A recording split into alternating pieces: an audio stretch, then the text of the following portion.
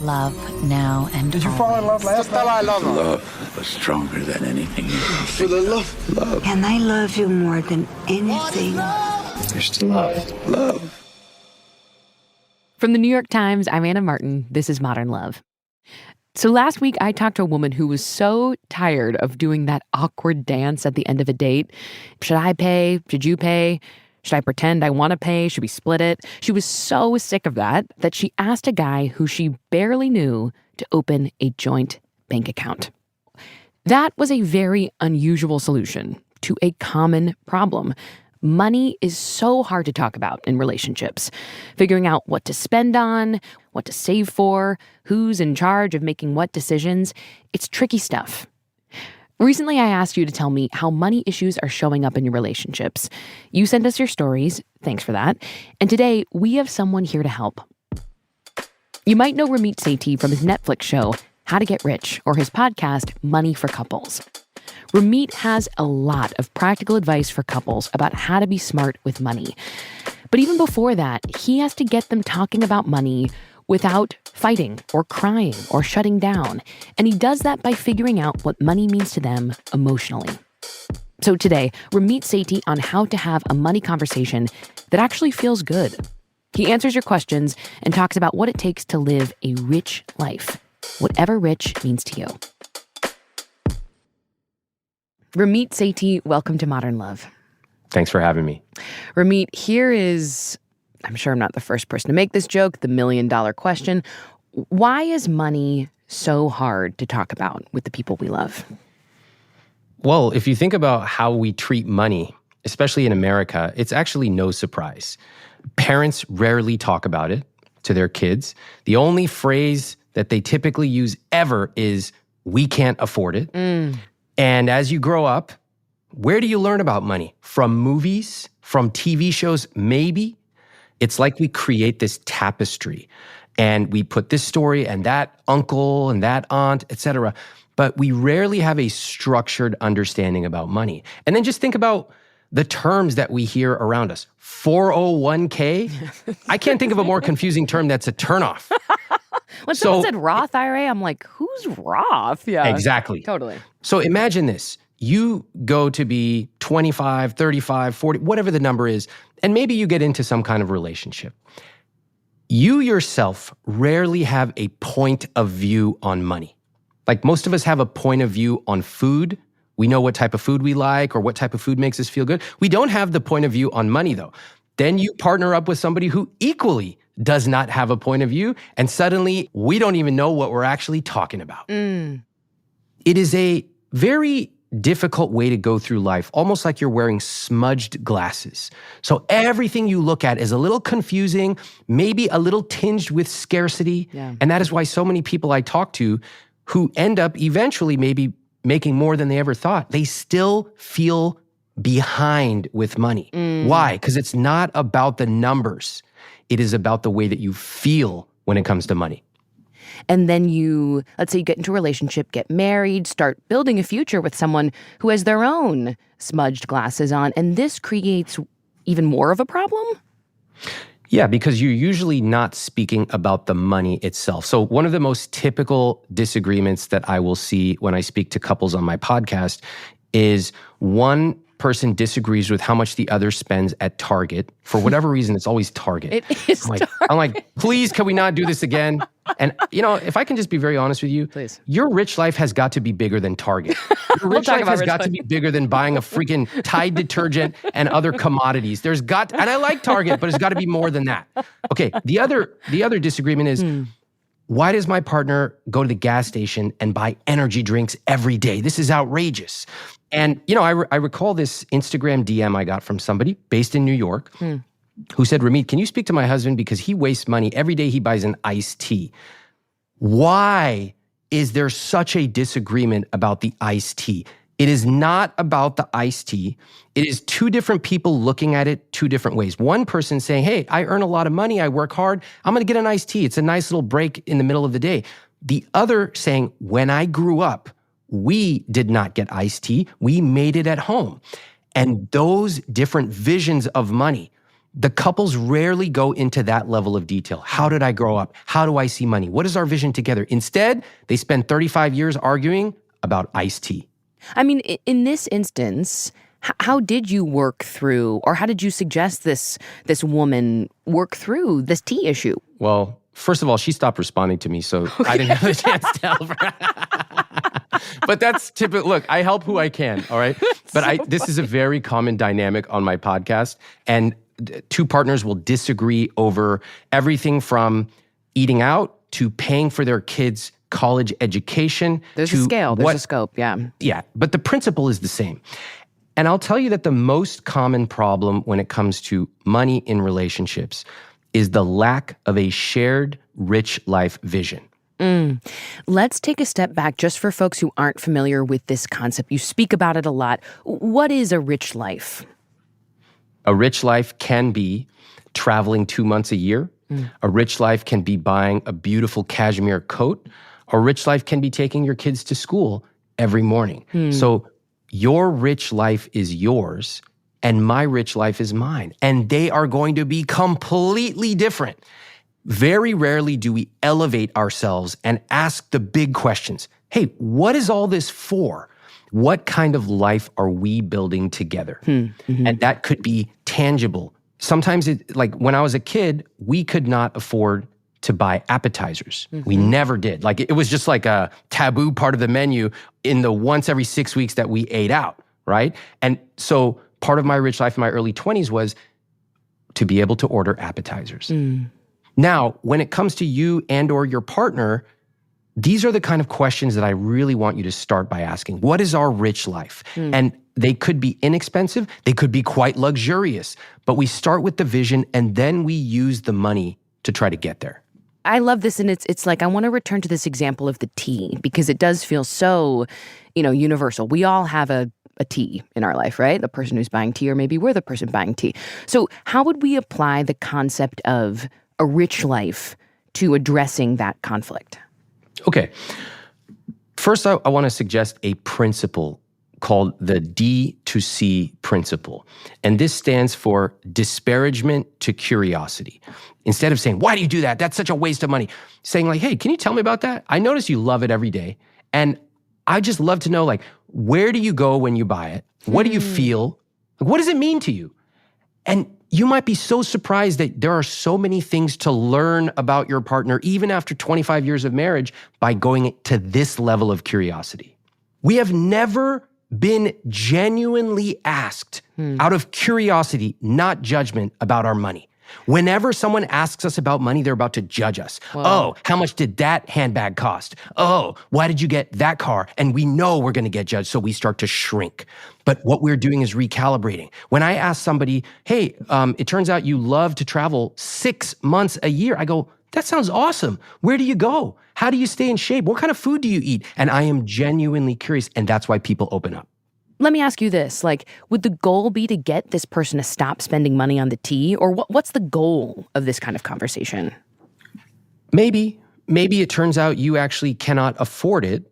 So by asking the questions of what it means, you can ultimately both together navigate to finding another way to accomplish that goal. That's one possibility.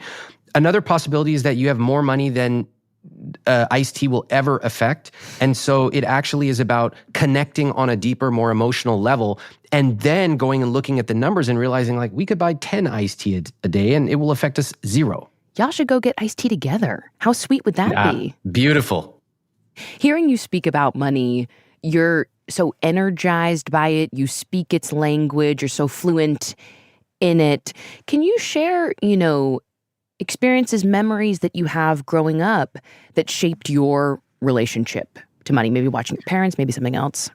My parents are huge role models in the way that I look at the world. And they're immigrants from India. And when they came here, they did not have a lot of money. My dad worked, my mom stayed home with us. We have a pretty big family. And I remember lots of little things that really shaped my world. I remember my mom would cook dinner for us every night, and we would almost never eat out. Like I'm talking once every 6 weeks when we had a coupon to go to pizza. And those restaurants were really memorable for us because one, like just getting to eat out was awesome, but it was a big deal. You know, we would ask our dad for 2 quarters to play the arcades, but not more than that. Like, that's too much. And we knew kind of like what was on limits and what was off limits. And I actually what really was off? appreciate. What else was off limits? Just to, it's so vivid. You said appetizers. Desserts. I have to admit, I shouldn't admit this. We would order like 2 Cokes for our entire family and like share them. You know what I mean? We would water down the lemonade. I totally feel you. Yeah, I mean. Yeah, that's how, exactly. Watering down everything, right? Oh, the shampoo's running out? Put some water in it. Boom. You're also painting a picture of an incredibly happy childhood. I mean, you tell me, but it sounds, overall very warm and beautiful. Like, what did those experiences, what did they teach you about what money was for, what its value was? You know, my dad told me something a few years ago that really, it led me on to the fact that he had a vision that I was not aware of.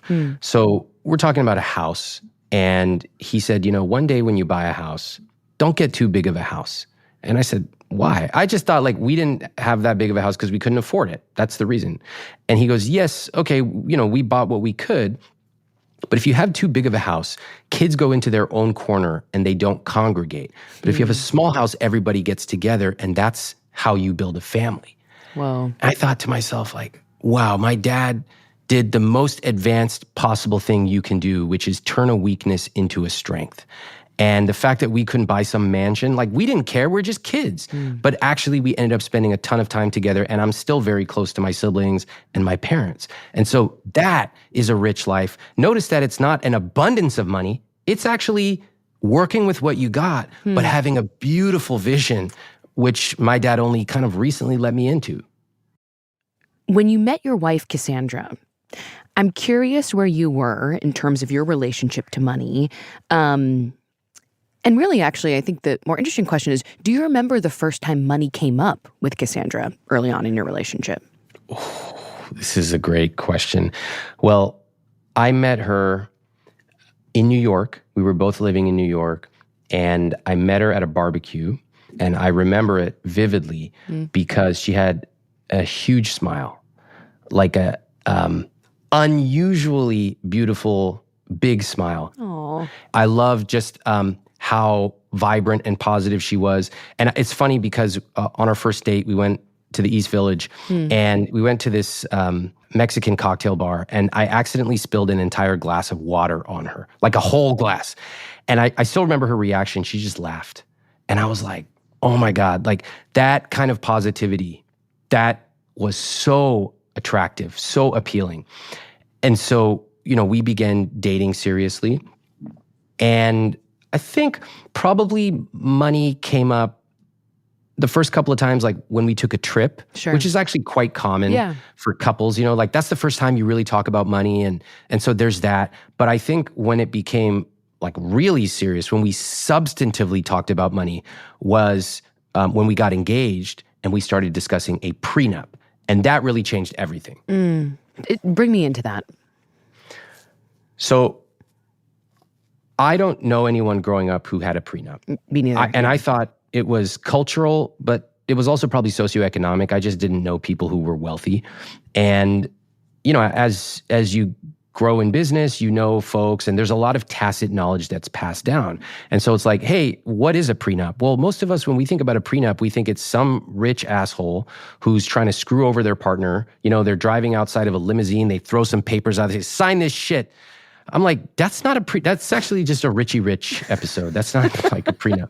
So I learned how it worked, and I was like, oh, this is basically talking about what happens with your premarital assets, the stuff that you might have before you get married. So let's say one partner owns a house or another has a business. You kind of want to decide, in the worst case of separation, what would happen to those assets that were acquired before the marriage, knowing that in almost all cases, anything acquired during the marriage is split.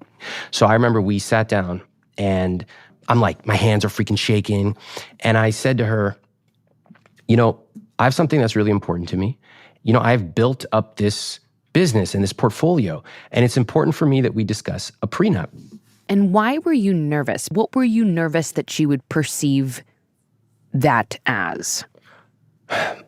These conversations are so filled with like secondary meanings. So I was worried about rejection. I was worried about being misinterpreted. I was just worried about it all. Yeah. I'd never done it before. Yeah. So her response was actually the best response I could have possibly hoped for. She said, okay, I didn't expect that. I don't know much about it, but I'm willing to learn. Great. Amazing. DTC. Yeah. What is disparagement to curiosity. Disparagement to curiosity. Yeah. There you go. Yeah. Uh-huh. And that was the beginning of us actually meeting as to what money meant to us. It's not just numbers. It's actually what it means to us.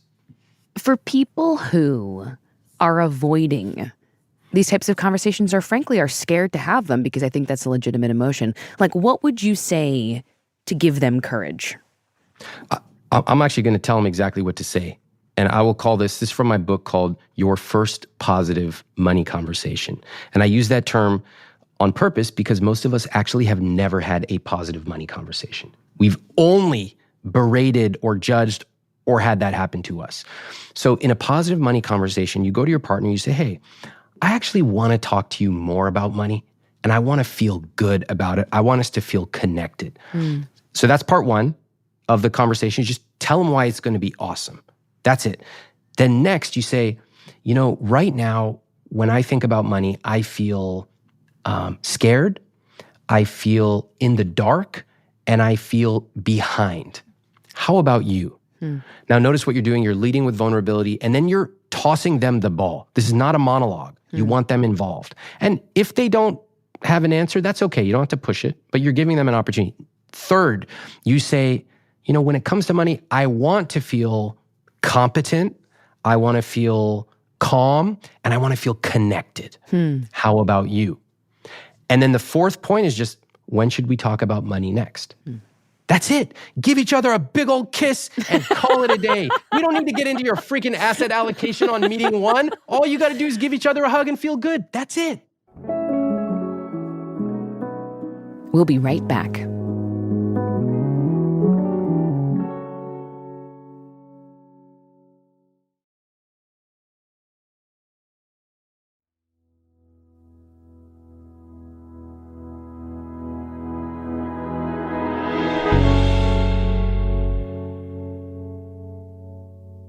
One thing you're pointing out, which I think is really important here, is that the way into a conversation about money is to lead with feelings and vulnerability. And I think that's very, very apropos to many of the questions we receive from listeners who want your help when it comes to their money and relationship problems.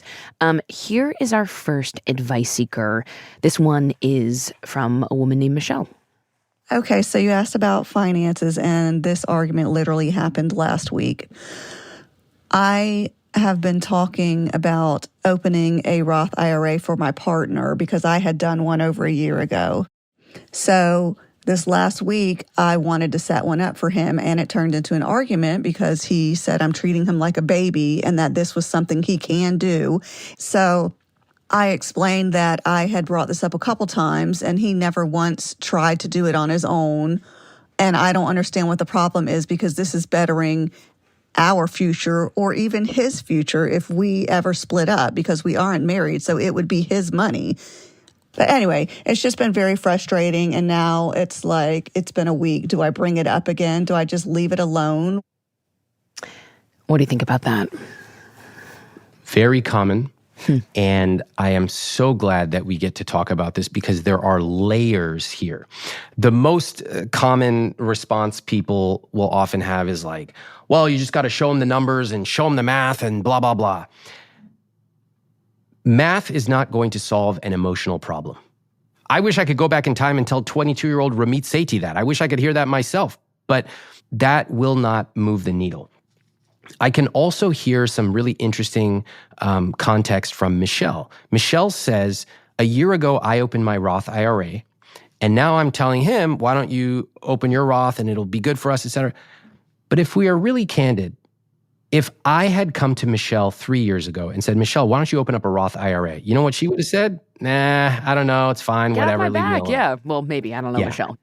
So this is so common that when one person goes through a process of self-development, whether it's relationships, fitness, money, we then turn to our partner who has not gone through the same journey and we expect them to meet us where we are. That's not how it works. That's a really good point. That's where compassion comes in and systems. So here's what I want to point out. I guarantee that the two of them do not have a shared vision for a rich life. And candidly, she's probably right. Like technically, he probably should open up a Roth IRA. It's an amazing account. But just going in there is like the equivalent of me, jumping in and saying like, you need to get new shoelaces. Like, why? What's the context here? Like, why is a shoelace fix my... And also, shoelace is a lot of work, and I don't even know where to get a shoelace, okay? I probably, from the way that she's talking, I suspect there's probably a bit of parent-child dynamic. I hear that a lot in couples that I speak to. You'll often find one partner who will take on the role of a parent, like, you need to do this. And then guess what? The child kind of avoids it. So we have a chaser-avoider dynamic as well. The more they avoid, the more you chase. And this becomes quite toxic over time. Therapists deal with this all the time. This is why I recommend my guests see a therapist. It's very, very helpful. But overall, I think that what I would suggest to Michelle is zoom out, do that first money conversation, get a little buy-in. Realize you don't have to solve everything on the first meeting. This might actually take 9 months. It might even take 12. But when he is bought in, it is going to be smooth because you will not have to be the convincer, that the two of you will actually be doing it as a team.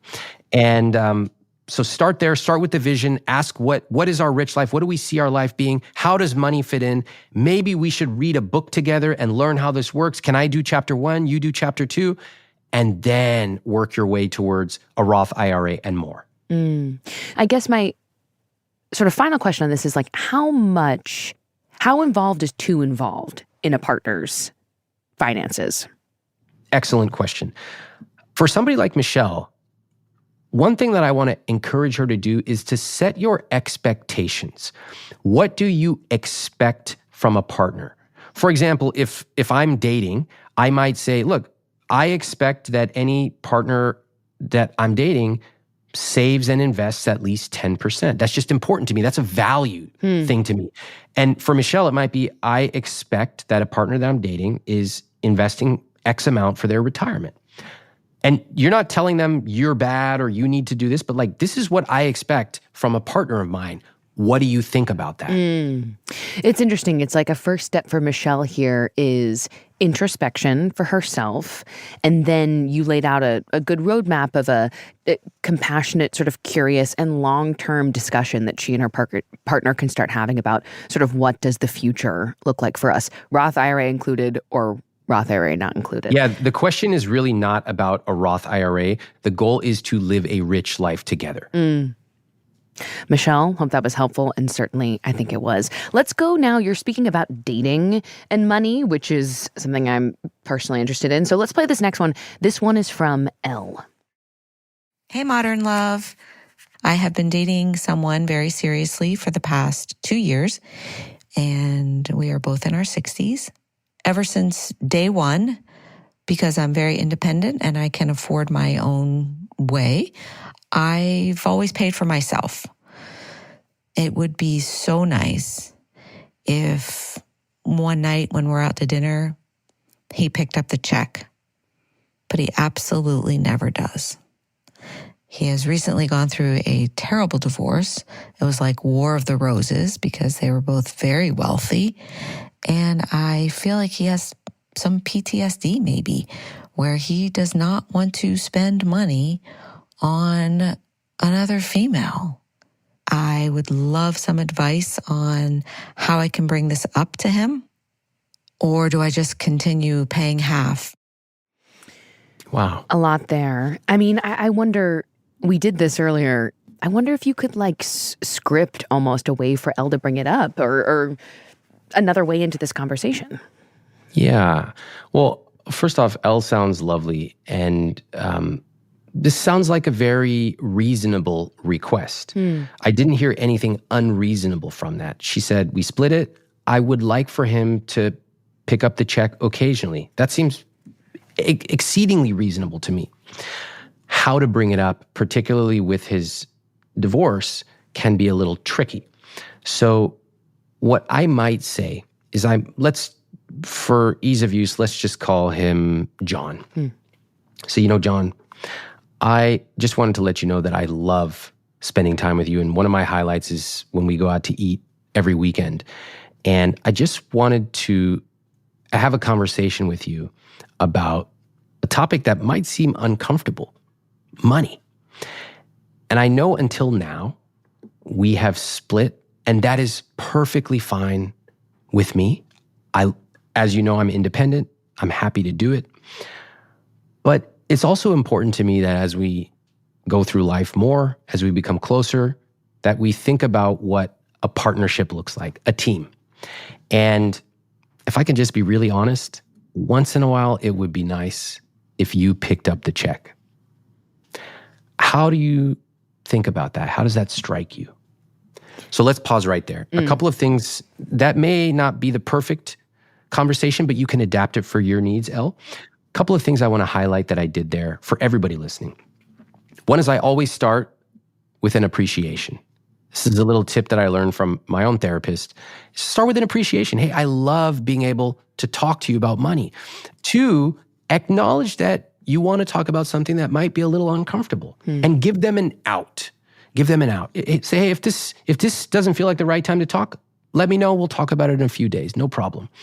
And then 3, just ask for what you want. This is so important.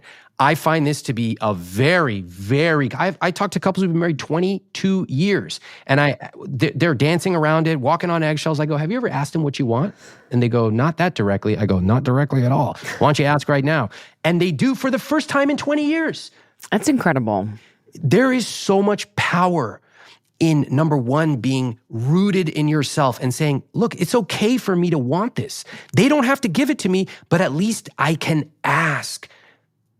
And then for your partner to listen, and hopefully if they are reasonable, they might react as Cassandra did and say, hey, I don't know anything about that, but I'm willing to learn. That's a great answer.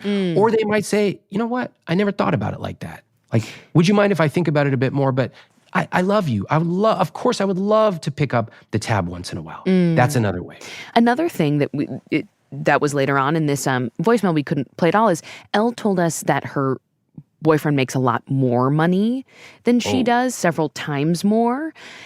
Does that change your thinking about this question at all? Is that, or is that something yeah, okay. 100%. What the hell? How did I not get that bit of intel? All right, now we need to adapt things a little bit. Okay. Things change when there are income differences, particularly when you are not married. So I'll give you an example. When Cassandra and I were dating, I was making more money. If I asked her to go 50-50 on some trip or something that we were going to take, that would have been totally unfair because I made more than her. It would have financially drowned her. That's not fair. So one thing that I recommend is to go proportional. Again, if you make 3 times more, you pay 3 times more for the joint expenses. I probably wouldn't do that on dinner out. That's just a bit weird and overly transactional. But there are so many different ways to apply that. One, you could both say, hey, we're each gonna put in some money to eat out every month. How much do we think we eat out? Let's just make the math easy. $100 per month. So the person earning 3 times more puts in 3 times more towards that $100. Right. And then whoever wants to physically pick up the check that time could. So in terms of Elle, though, I just want to be clear before we move on. So it's the fact that he makes so much more, how would that change the conversation that you suggested to her initially? Would it change it? Yes, I think it would. And I think that this takes some delicacy, but it could be done. So, number 1, same thing, start with an appreciation. Hey, I really appreciate and I love that we can go out, etc. I want us to be a team. When it comes to us going out to eat, and just for example, who pays, how do you think about that? And he's going to say, well, fine with me, it's working. And she'll say, I agree that until now it has worked. And again, I really love our time together. I can't help but notice that, you make a lot more than I do. And so what's 50% to me is a lot higher than what's 50% to you. Now, I'm not here to nitpick over your income, that's yours. But what I really want to try to do with the two of us is to build a partnership together. And for me, a partnership does not make as much sense if we're doing 50-50 when the income is so different. I also think that this might be a candidate for, if they already see a therapist, this is a fantastic opportunity to bring this up in therapy, because a skilled facilitator can certainly help with this one. We'll be back in just a moment. Stay with us.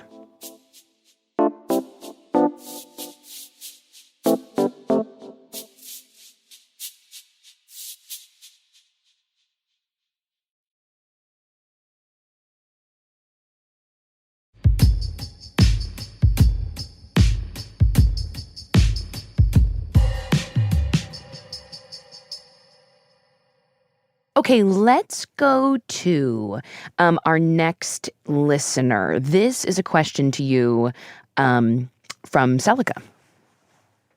My boyfriend was really clear at the beginning of our relationship that financial security was really important to him. And a year and a half into a relationship, my boyfriend found out that I had been lying about having $18,000 in credit card debt. I remember crying because I knew that I had broken trust and I expected us to be over right then and there. And he stopped and he said, "This is what we're going to do." And he came up with a plan to take care of my debt. And it was a very difficult year, but we managed to pay off my credit cards in that year. And after July, I will be debt-free. The problems that we're facing now are we are in our late 20s, we're almost 30, and we are desperately trying to save our money to get a house. And I'm stressed out and upset because I feel like we're behind because of me.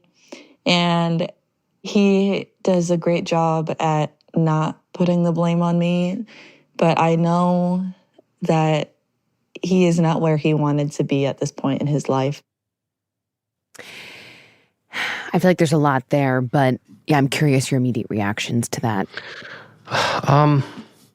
Well, first I just have to recognize the beautiful way that love shows up with money. I mean, no, I don't think she should have hidden the debt. I think that's a very tough and bad decision in relationships, but the way that her boyfriend stepped up is pretty amazing. And the way that the two of them went through it is quite impressive. People having debt is one of the things that makes people feel the most ashamed. And Celica, my suggestion for you is that you are more than guilt. You can be somebody who has learned from a bad decision in the past. You do not have to go through the rest of your life atoning for it. You can actually build something beautiful and connective with your boyfriend. And most importantly, you can actually accept that you are more than this one thing that you did in your life. You are so much more than that. The solution is to take a step back, zoom out, ask each other, what is our rich life? What's our vision? If we want to buy a house, why? How long do we plan to stay there? What are the numbers? Ooh, you're about to get me riled up on this one. So I just want to point out some phrases I heard. We desperately want to buy a house. We are stressed, we are behind, and there is blame. Notice those words. They are what I call hot emotions. They're very hot, like there's a fire. And with money, I want us to bring it down. I want these emotions to be cool, calm, and collected. That is how we want to relate to money, okay? We do not want to be making hot decisions. I hate my life, it's so bad. No, cool. Even if you have credit card debt, you can be cool about it. My debt payoff date is February 2032. Cool. I'm going to say something that might surprise a lot of listeners, which is sometimes buying a house may not be the right financial decision. I think this is a really interesting sort of tenet of yours. Speak on that. Why? In America, our primary religion is home ownership. And you can tell it's religious because people don't use actual logic. They use trite little phrases like, you're throwing money away on rent. Or why would you want to pay your landlord's mortgage? It's interesting that we don't use the same phrases when we go eat sushi. Oh, you're throwing money away on sushi. You're paying your sushi owner's mortgage. Why do I care? I'm getting good sushi and they're doing my dishes for me. It's great. But when it comes to home ownership, we genuinely believe that the only way to create real wealth is to buy a house. And if we don't buy a house, we're a loser. I will share something quite surprising, which is that my wife and I have rented, and I've personally rented for over 20 years, and I've made more money renting than I would have owning. A lot more. So sometimes renting and investing the difference can be a better decision than buying a house. The key principle here is you have to carefully run the numbers. You can run what's called a buy versus rent calculation. Actually, the New York Times has a fantastic calculator, which I would highly recommend. And you will discover, for example, in Manhattan, just as a very obvious example, it actually makes no financial sense to buy. Same thing in Menlo Park or in Atherton, very expensive, Palo Alto, but also now in cities like Seattle and even other cities. In fact, it is cheaper to rent than to buy in 100% of the top 50 US metro cities right now. So why am I sharing this with you? I need you to take the biggest financial decision of your life seriously. I need you to actually run the calculations. You need to understand what an amortization table looks like. You need to understand that your total cost of ownership should be primarily less than 28% of gross, but maybe up to 32 or 33. If you don't know what any of those words mean, you're not ready to buy a house. As a renter who has no plans to buy, I find that very validating. But we have one more for you. This is from a guy named Stuart. My wife and I have been fighting bitterly over the last few years about money, but this is about money in terms of estate planning. We're in our young 70s. We're relatively healthy, and we have a lot of energy. My wife wants to spend as much money as is possible now while we can enjoy it.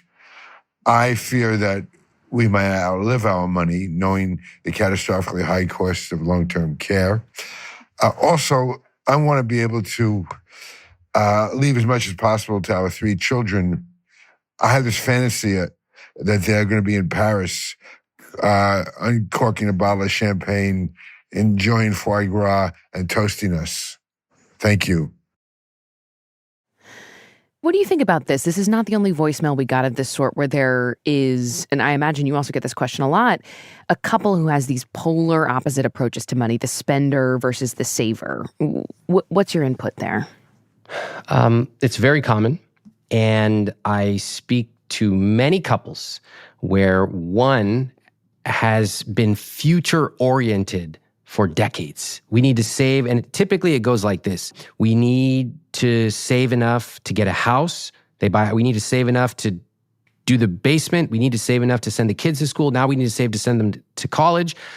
And meanwhile, the saver is typically accumulating quite a bit of money. It starts to become a little bit absurd. Like, what about actually living for today? And this is why my work is called I Will Teach You to Be Rich. It's not called I Will Teach You to Hoard Money in a high-yield savings account.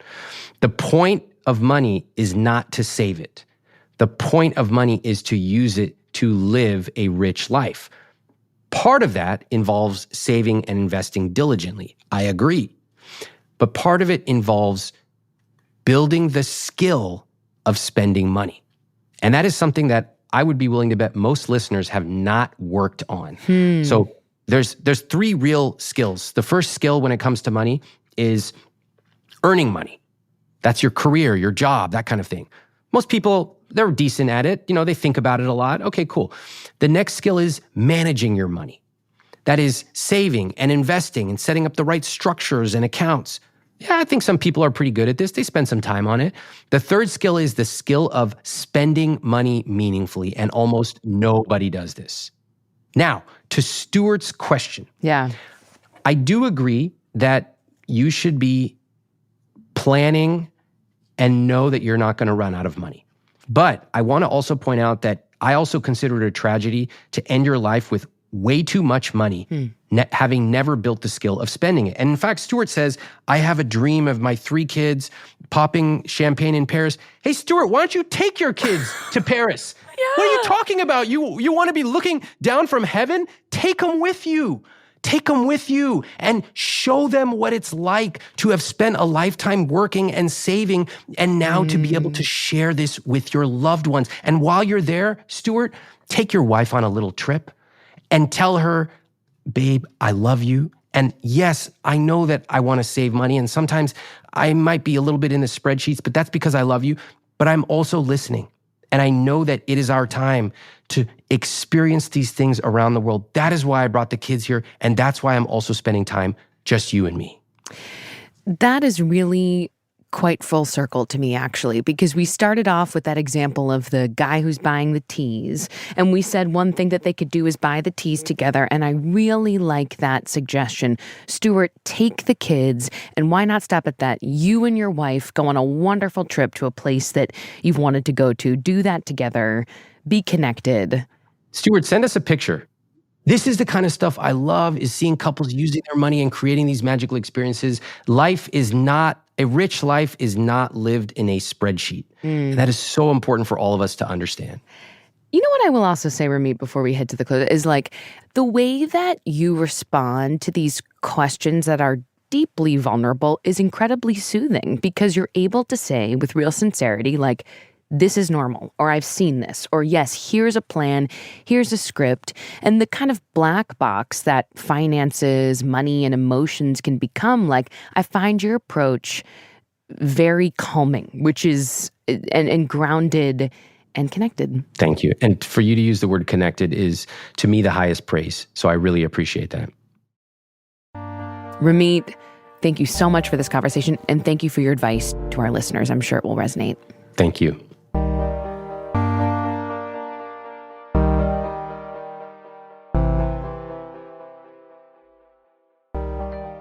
The Modern Love team is Amy Pearl, Christina Josa, Davis Land, Elisa Gutierrez, Emily Lang, Jen Poyant, Lynn Levy, Reva Goldberg, and Sarah Curtis. This episode was produced by Reva Goldberg. It was edited by Davis Land and Jen Poyant. Our mix engineer was Daniel Ramirez, and we had studio support from Maddie Masiello. We want to say a special thanks to Larissa Anderson. Original music in this episode by Carol Sabaro, Diane Wong, and Dan Powell. Dan also composed our theme music. The Modern Love column is edited by Daniel Jones. Mia Lee is the editor of Modern Love Projects. If you'd like to submit an essay or a tiny love story to the New York Times, we have the instructions in our show notes. I'm Anna Martin. Thanks for listening.